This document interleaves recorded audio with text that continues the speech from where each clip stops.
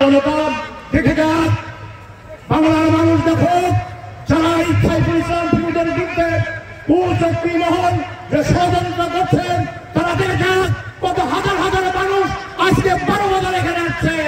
এবং আমরা বিশ্বাস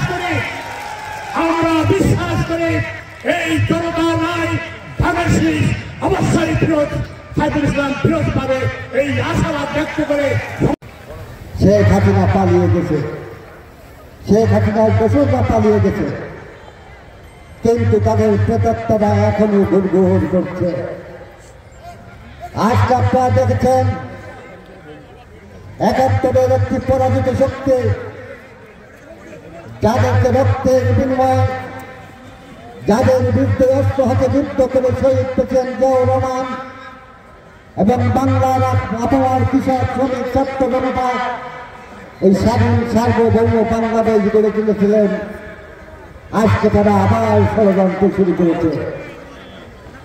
আজকে তারা এই ধর্মকে কলুষিত করে আমাদের পবিত্র ধর্ম ইসলাম, যেভাবে এই পৃথিবীতে এসেছিল, আমাদের নবী হযরত মুহাম্মদ সাল্লাল্লাহু আলাইহি ওয়াসাল্লামের উপর নাযিল হয়েছিল কোরআন শরীফ, তার মাধ্যমে যে ধর্ম সারা পৃথিবীতে প্রচার হয়, সেই নবী রাসূলকে অপমাননা করা হচ্ছে। তারা বলছে নবী রাসূল নাকি এগুলো কিছু না।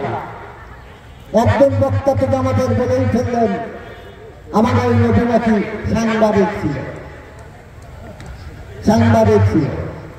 রাজনীতি করতেছে, ধর্মের ব্যবহার যারা করছেন হুঁশিয়ার উচ্চারণ করে দিতে চাই, এখনো ওই স্বাধীন বাংলাদেশের জনগণের কাছে ক্ষমা প্রার্থনা করেন নাই।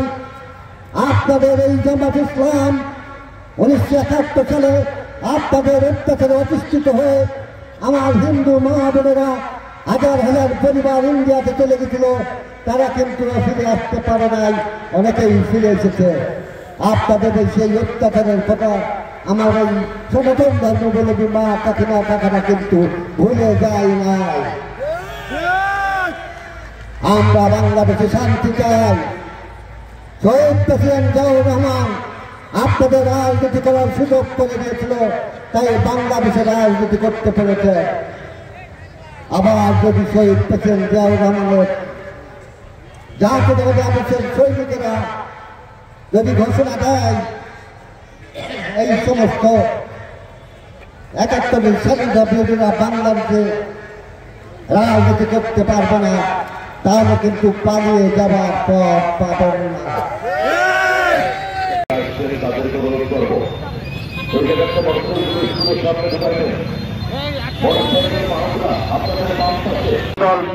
কেন্দ্রীয় সংসদের সিনিয়র যুগ্ম সাধারণ সম্পাদক, একাদশ জাতীয়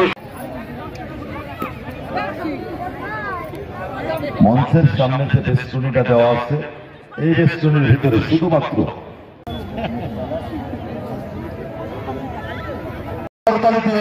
অভিনন্দন জানাই। মিছিল কাজে রোধ করবো পেছনে চলে যাওয়ার জন্য, ও আপনি